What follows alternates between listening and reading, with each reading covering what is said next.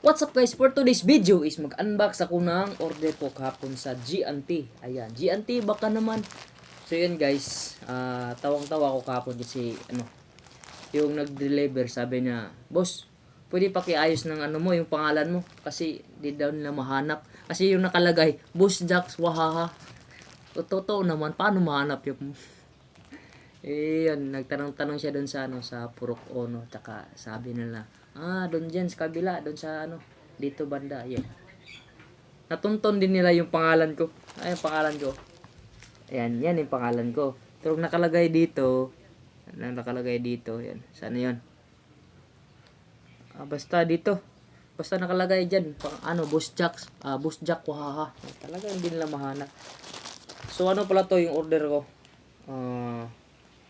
Mobile cheese wrap kung dito ba, para kahit